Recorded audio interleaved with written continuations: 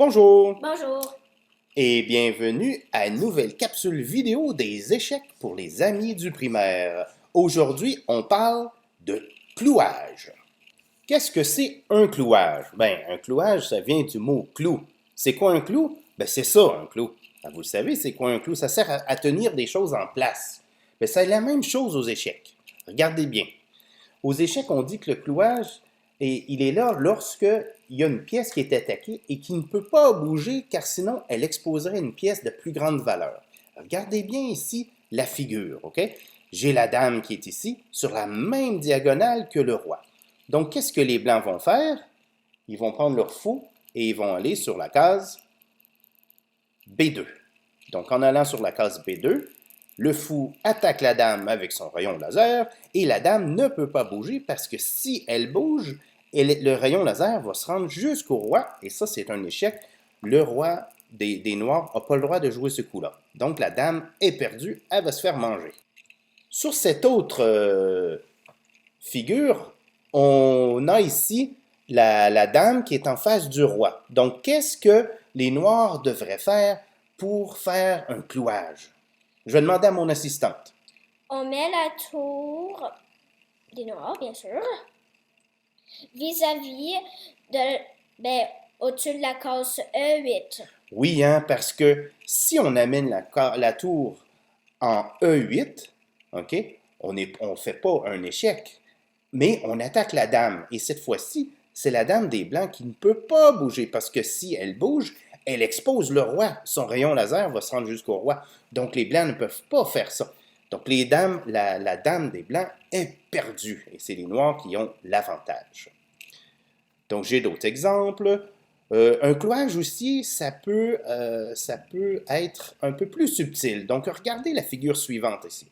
J'ai un cavalier noir placé sur la case des E4. OK? Et en passant, là, cette case-là, c'est une belle case pour un cavalier des Noirs. Les Noirs pensent que leur cavalier est protégé parce que vous voyez, il y a un pion ici en D5.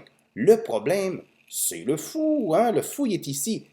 Si on enlève le pion, il y aurait un échec. Hein? Le rayon laser du fou blanc se rendrait jusqu'au roi.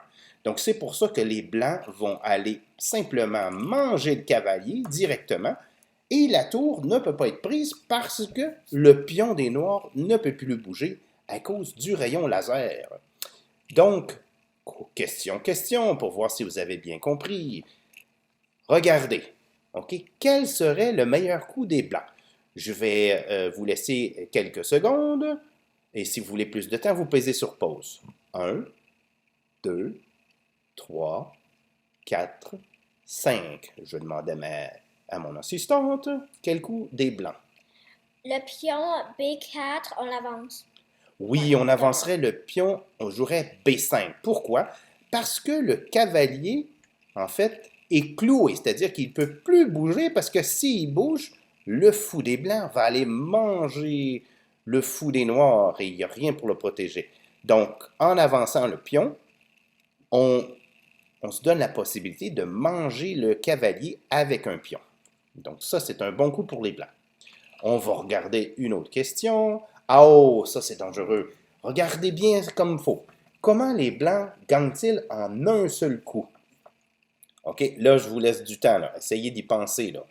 Donc, 1, 2, 3, 4, 5. Voilà, je vais demander à mon assistante. Donc, on met le cavalier E4 à la case D6. Oui, hein, pourquoi? Donc, on va aller faire un échec. En temps normal, le pion pourrait aller manger le cavalier. Hein? Sauf que là, la dame est située sur la colonne E, ce qui fait que le pion ne peut plus bouger. Il est complètement cloué. Et là, le roi, ben, il n'a plus de case où aller. Il est en échec, il n'y a plus de case où aller et il n'y a personne pour venir manger le cavalier des Blancs. C'est donc une victoire absolue pour les Blancs. On note le coup cavalier, donc un C majuscule, D6 parce que le cavalier est sur la case D6, et avec le petit symbole dièse pour dire que c'est échec et mat. Et voilà, c'est tout pour aujourd'hui. Et nous, on vous dit Au revoir. Au revoir.